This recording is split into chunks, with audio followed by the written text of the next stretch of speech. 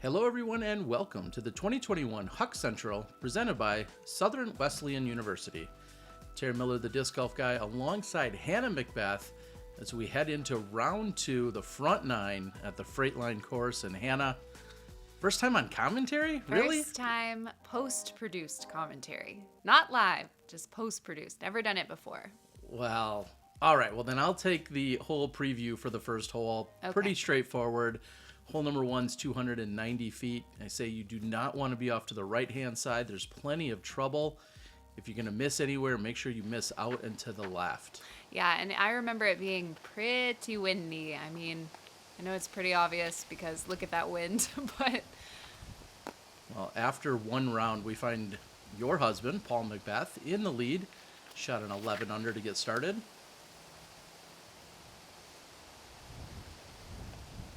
Going with the putter off the tee, just something he can control. It's a pretty quick green, so it makes a lot of sense. Michael Johansen, and fellow Team Discraft member.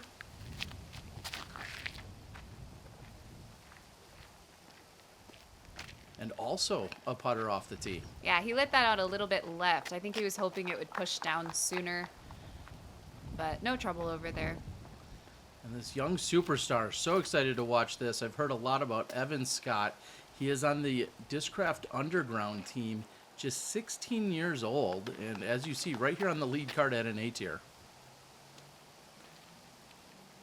Another youngster, Randon Latta out of Florida. I got to have a couple meals with Randon during this event. It was funny. He fit in with all the college kids. I lost him in the crowds a couple of times. I believe Randon is just about 21 or so, somewhere in that neighborhood. So, as you said, one of the young guns that's out here. The one mistake you can't make on this hole is actually going deep of the basket. The white stakes that you see on the top left, those are out of bounds. But sometimes on this right side, if you're to the right, it can be quite punishing as well.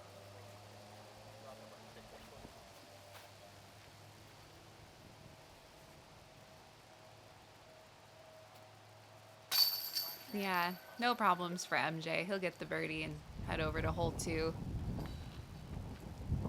The bearded MJ now. Well, he's still with the classic no look after he throws. He usually knows exactly where it's going, and more often than not, it's either a great shot or it's a made putt.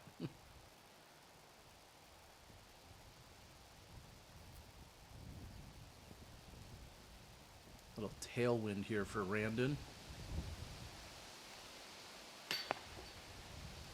Yeah, and in a tailwind, it's just going to do just that. It's going to push your disc down. Randon did everything he needed to, kept it on line, maybe just a little bit higher, but if he had another shot, I think he'd make it. Ball coming from the other side, a little headwind.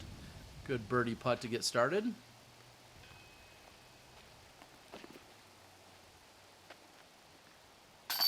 And we see this Freight course. They've seen now a number of rounds, but the Freight is a different layout than what's played on Sunday, where you guys will play 2 rounds on the Locomotive line.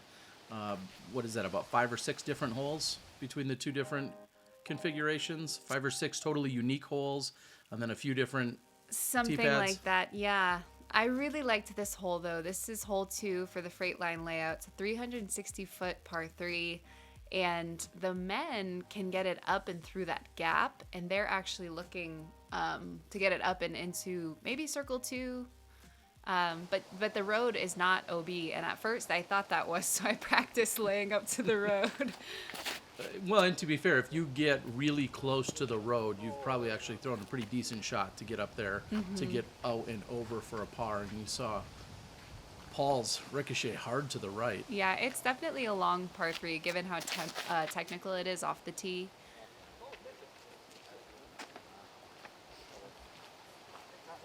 And a kick that actually won't penalize him too bad.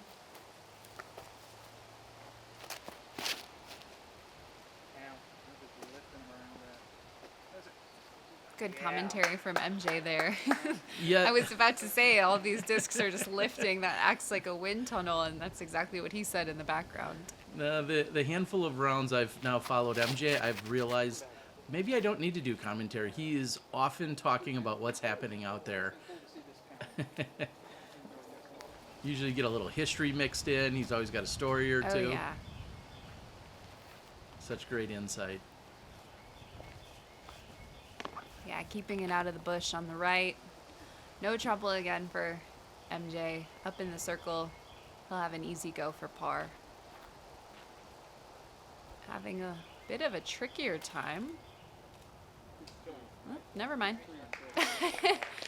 He takes the less conventional route, but is successful this time. Yeah, and I'm going to spoil it right now, guys. Hole 2 actually is the second most difficult hole on this course. And this is that putt I was talking about earlier, just that circle 2 putt. Good bid for it. Just a bit short.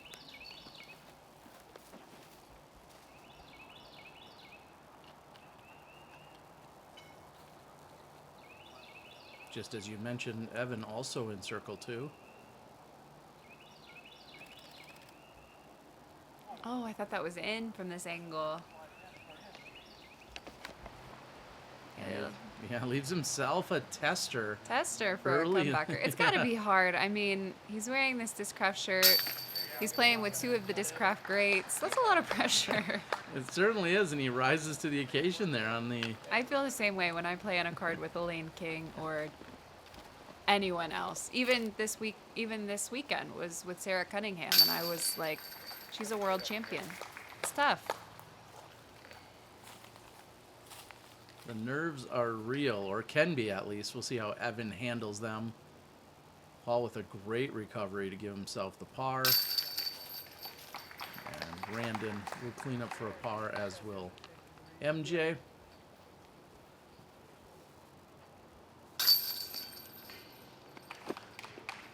And we head over to the little turnover on hole number 3. Of course, if you need any of your discs shipped, make sure you reach out. I provide boxes so that they can stay safe and sound. 3 is a 270-foot turnover. Kind of got to give it a sharp angle, and then it plays back up the hillside slightly. Some would think, well, this seems kind of like a forehand shot, and we found that almost the most successful shots have been all a righty backhand. Oh, I was going to say there is a lot of golf to be had in these woods, and the timing and the backups, there's a lot of distractions that can be had, and that's a good example. But this is a good play. This is what I was doing as well. I just put my buzz on an Anheuser and let it fade out because look how much movement they're getting on this green. Yeah, you certainly want to come in just a bit short and then maybe slide the rest of the way to the pin. Good call, Terry. Kinda Great like MJ. commentary. Kind of like MJ's doing there. Putting the Terry in commentary. Not so common. These are great shots. Yeah, okay. So Wow. Evan's got that. Yeah, Nice, no nice. problem. This guy's making it look... Discraft, I guess. Yeah, making it look easy. Discraft is not an official paid sponsor of this broadcast, but if they'd like to, I can be bought out. We do have some incredible sponsors. I'll be talking about those. It's Randon. Yeah, no problem. He put a lot behind that, so it's able to fight through. Here's Evan Scott for his birdie. I also want to point out the photographer in the background. You can hear the shutter. Yeah, I didn't know what it was. I think we can hear the shutter. I'm not sure that the players can, but that's another thing that comes with having to play with guys like Michael Johansen and Paul McBeth. Suddenly, not only are you being filmed, but there's people taking pictures of you. You have a gallery. Take this into consideration. Yeah, certainly, especially being so close to the college here. We had a lot of college kids come out. It wasn't just restricted to them, but a lot of college kids did come out, and people are excited to watch live disc golf. I really loved this course, too. Good stuff from MJ. That's actually T-Box. If you've seen some of the incredible Instagram updates taking place from some of our top players, it is in fact T-Box that you can find out on Instagram. That's what he's doing the photos for. Paul had asked if I saw the hawk or some. No, there were shoot, what are they called? Well, anyway, Some kind of birds? yeah, they were not buzzards, but like the kind that'll, I don't know, I'll think of it. Vultures? Yes. They'll kill us. Yes. All right. I'll just get all the. You're just trying to get the discraft Well, the hole names that in will there. definitely kill you if it's not the birds is this hole, number 4, par 3, 440 feet. Tough shot. I mean, trouble on the left, trouble on the right, OB pass. Really got to stay in control. I don't see that the wind is picked up, but yeah, he just holds that angle a little bit too tight to the right, and he's going to be in the trouble. And if somehow you filter hard left, you can actually find the out of bounds line. This looks like a good turnover from MJ. Yeah, just not wanting to fight out as much as he wanted. Crazy place, I think.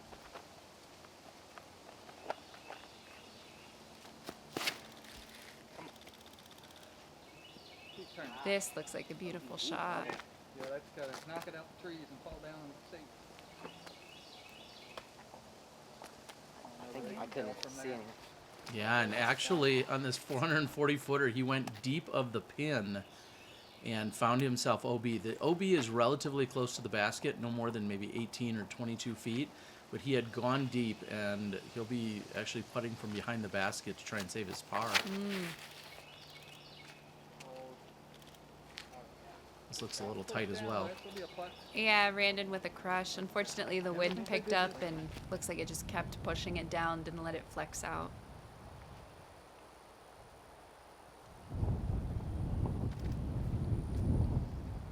Paul with a bit of a scramble. That's good control with his zone. That's one of his black, I think, 4-time zones.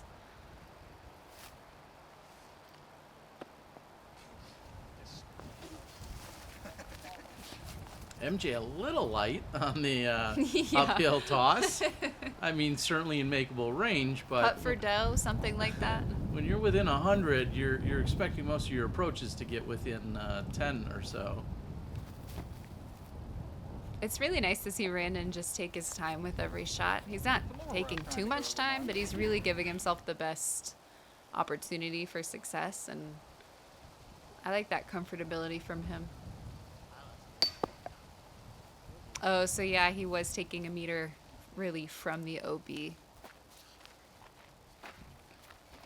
Yeah, so unfortunately, he's got a bogey in sight. The wind dies down just in time for MJ. Take the calm wind. I'll take a little wind stop for them. Paul said, "Me too, hurry up." Sweet, the last thing I'll do is let myself 15 footer to hit me. Gotta be the ponytail, what do you think? Something happened. What's left of the ponytail? All right, and like that, we're through 4. Unfortunately, the blemish for Evan on that one. Our presenting sponsor, Southern Wesleyan University. Thank you guys so much. And hole 5, down and to the left. I've said it in a number of other previews here. I feel like gravity just needs to do the work. Throw it relatively flat. Maybe come in right at the mouth. If it's coming in somewhat flatter with a little bit of hyzer, it will likely just skip toward the pin. Even if you don't get all the way next to it, you're probably going to be within 25 or 30 feet. You should have a good look at birdie. That mouth looks a lot wider now that the tournament is over. Well, And that's about right. apparently that's right where you need to be. I am just inside the gap. I figured I'd try and get a good swing angle here. Yeah, I think this hole just says a lot about the tournament staff and how they've taken care of this place. You don't see a lot of roots, and I mean over here you do, but in the greens I didn't really see a lot of roots and stuff that could get your disc and it would stand up and roll away. So just being mindful of that, it's really nice. You don't have to worry too much. You just have to throw your line and then get rewarded if it's a good line. I think the initial forward bounce was a good one, but then after it hit and rolled the second time, carried him a little bit deep.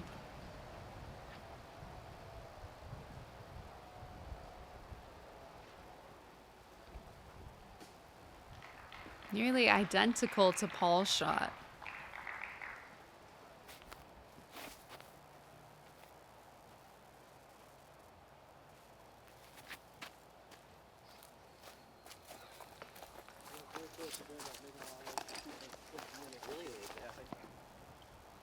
MJ will be there for par. Randon's got a decision to make whether he's going to go with this straddle out to the left. That looks like what he's ultimately settled on. Oh, great putt from Randon. That's got to feel good. I mean, he had a little bit of a slow finish, and now he's tied with Michael Johansen. This is close enough to the back, right?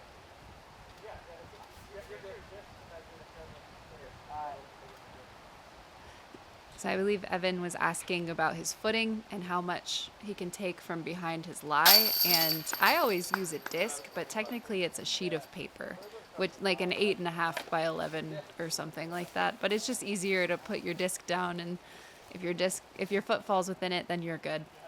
Yeah, most discs need being about 9 inches. Mm-hmm. You have nearly 12 to the back, as you just said, 8.5 or so. Don't bring out any of that, legal paper though. None of those A4 paper sizes. Yeah. Anything crazy here. All right. No poster boards on the fairways, please.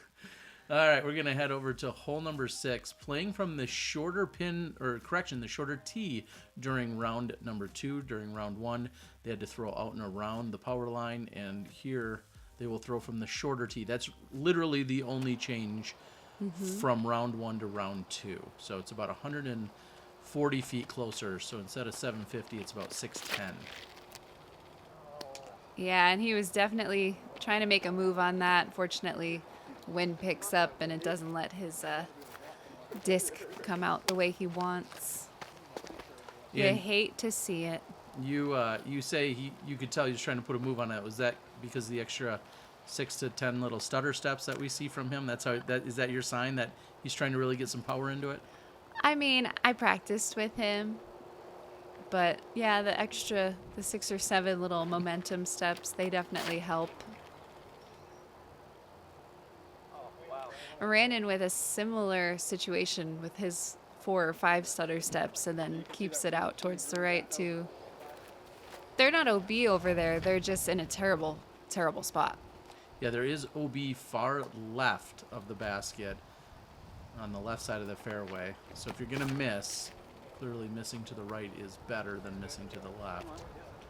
And Also, I think I misspoke because I'm realizing that this is a par 4, 750 feet, and Paul is looking to crush one out down the fairway, but I don't think he's looking to just throw 750 feet off of this tee.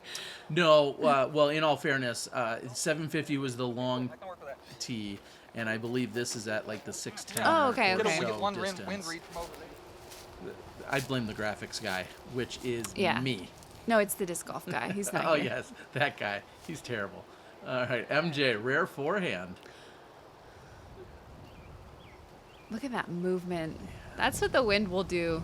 Oh. And that's also what the wind will do. Wow, the wind doesn't allow MJ's disc to fall over. It just sort of rolls back in the Just how I circle. drew that up. Yeah, you see that everyone's disc pushed over to the right and nobody's came back. So we're going to have all 4 approaches from over on this side of the fairway. And that's just about circle's edge. So Yeah, that's about 25 feet right there. So maybe a little bit closer than circle's edge, but Terry. And Paul's is much higher and almost Wow. sticks it. I'm surprised that didn't make it.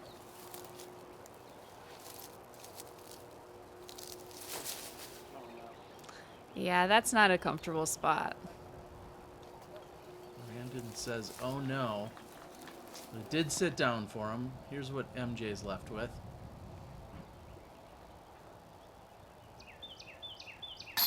Wow, when life gives you lemons. He's roll him on down that hill. Yeah, and as you said, actually just inside the circle. This is Evan for his birdie. Oh, that's unfortunate. It's gonna have a Now a circle 2 putt uphill. Oh, that's so unfortunate. Just got it up on a strange angle at the top of the chains. Doesn't want to come in. Not too often you see someone go from circle 1 putt to a circle 2 putt in that order. Like you said, very unfortunate. Great demeanor that he maintained. There's some other 16-year-olds I've seen that would not have taken that so well. Yeah.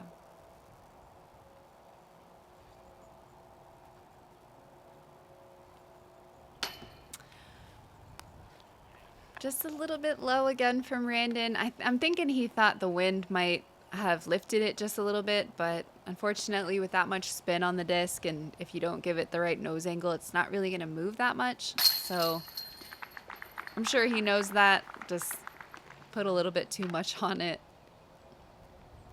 And with all the danger in the background too, I mean, you see those OB stakes in the background, so. Well, you just watch what happened to Evan, Yes. even on a good putt. And sometimes, some of those negative vibes can maybe very subconsciously feed into the back of your head.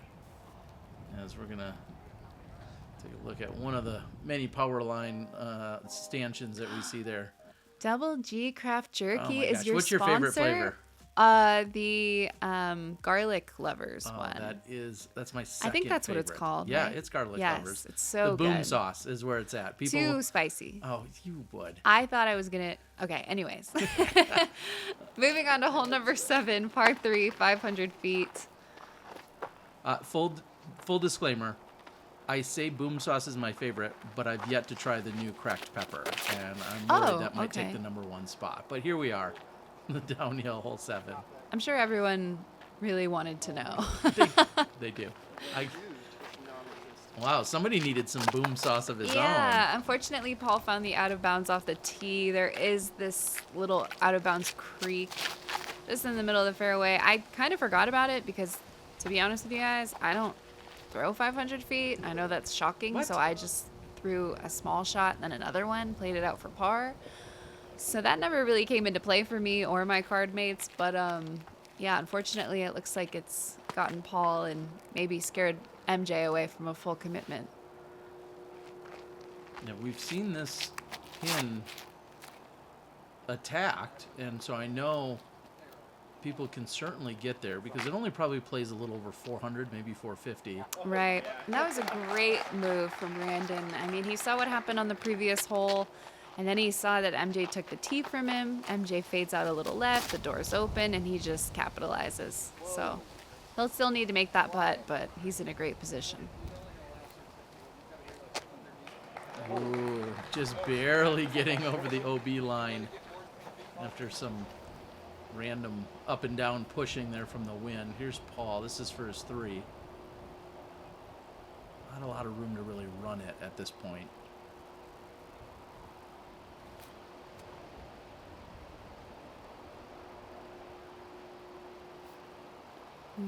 Yeah, not ideal. You can Not say the it. greatest Not impressed. scramble. You can say it.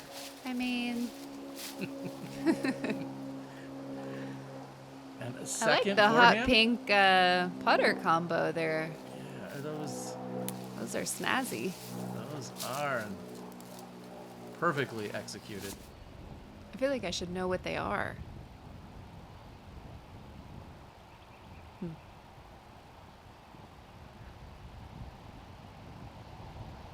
This is Evan for a long bid. Oh, Wow. goodness. I thought that was going to lift and go right in. Fine by me.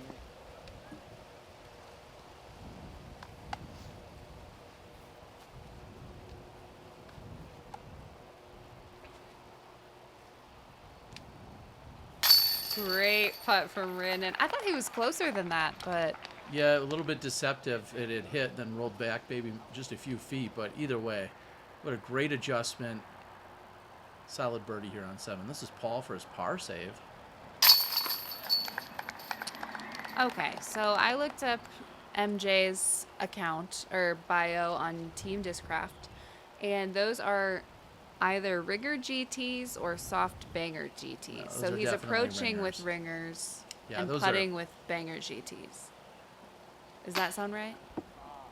I don't know, but that is not right. whatever that is. Oh, he hit off the basket and rolled almost to the back Yeah, of he's circle having 2.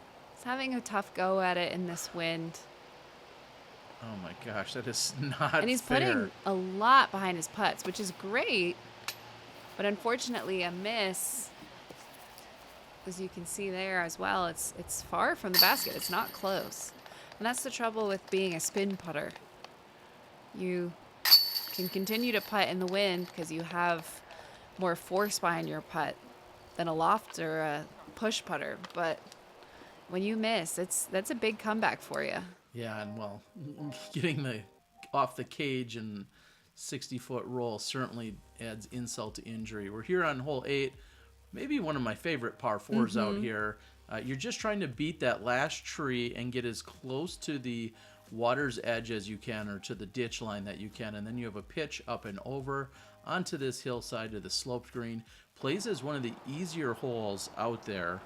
And I'm actually standing in the almost the ideal spot where you'd love to land. If a disc landed right great. at my I'm feet, sure they loved that. they did. If a disc landed right at my feet, they would be ecstatic. I love this play from Randon, that angle control, and he just has to put a little bit behind it, let the disc do all of the work, and now he's in a great position to attack the green from there. I'm just trying to give them a nice big target to aim at. So if I Yeah. stand right there, maybe I won't jump, I won't get out of the way, and then it'll stop them from going OB. I'm just really trying to help out.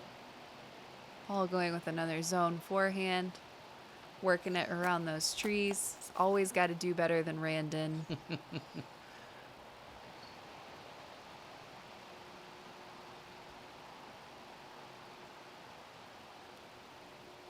See, as that fights back, but gets caught up by that last tree. Still will have a look as I kind Yeah, of pan I don't- around. I don't think it's impossible from there. It's just not as easy as he would have wanted. Yeah, and this is what he's looking at. He's got to match the angle of the hill, and yeah, that's great. This hole's really great because even if you're out of position, you can still scramble well like we just saw, because there's no grass on the hill. So even if you hit somewhere in the middle of that hill, it can still work its way up towards the basket and give you a putt in the circle. Here's a banger approach. So Hannah, we always ask everyone to comment with something interesting of some sort. So I'm going to put you on the spot, and I'm going to make you think of something Okay. that they have to comment with. But it can be anything you want. Oh, like Usually- leave a comment. Yeah, leave a comment, but it's got to be specific. Okay. It's usually specific to the round Okay. or to the players, maybe a hole, whatever it is. Here's Randon. Wow. So I'll let you think on that, and then Okay. we're gonna need what their command is. What they They're should gonna spam in the chat. Exactly. Okay. Wow, that's 2 textbook throws by Mr. McBeth.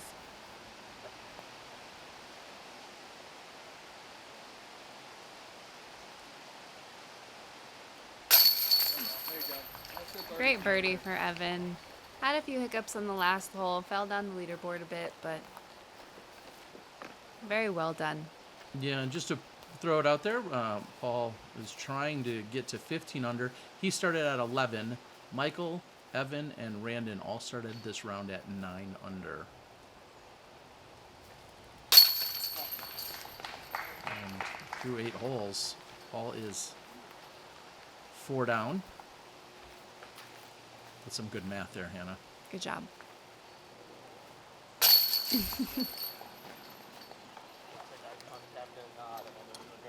Yeah. Big shout out to Brian and Todd, along with my cameramen, Dylan and Dustin. Thank you guys so much. Everybody out there hustling around. We were able to give you 6 rounds of footage over the 4 rounds of play, including this bonus one. And that, of course, is part of what you see thanks to my Patreon support. Here we Moving are. on to hole number 9, par 3, 280 feet.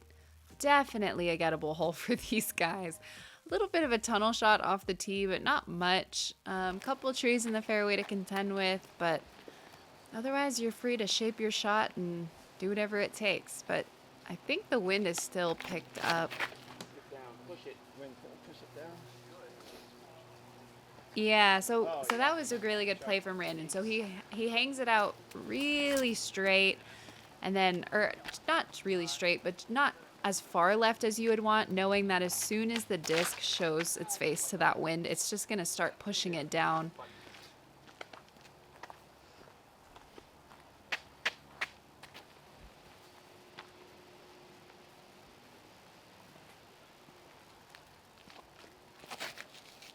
Another putter shot by Paul. Yeah,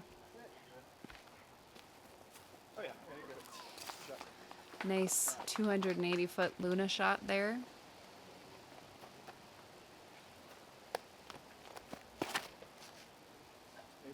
Oh yeah. Wind dances the place. Then you get some good. You get good action. There you go. Yeah, it's got those little spears and they're hard. I also have to And a give lot a of quick shout out Dustin, who had done all of the drone previews. Thank you so much. Along with Down South Dis. That was aggressive from MJ there. He's feeling it. Yeah, just knowing it's 280 and he needs the birdie.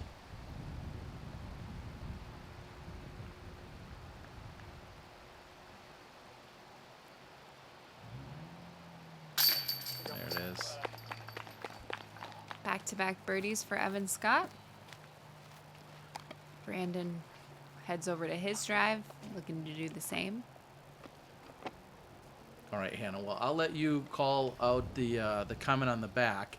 So the comment here on the front that we need to hear is, what's the distance in which you feel comfortable throwing your putter to? Oh, good call. If that's might be 100 feet, might be Yeah. 210, might be 290 or 280 It might like be Paul. 70 feet. Yeah, and there's nothing wrong with that. I'm the No. first to tell you, if there's a hole over 100 feet or a shot, I don't throw a putter. I throw a mid-range. Just It 'cause might it's where I'm be in comfortable. anger when you miss your putt. That might be the most comfortable putter throw that you have. Exactly. So thank you guys for joining us. Hannah, will you join us in the back half? Yeah, of course. I think I have to. Oh, yeah. It'd be weird if you didn't at this point. And then you really I don't got to get see paid. how Paul does. Oh, that's a good idea. Again, we're going to head to the back nine. Thank you guys for joining.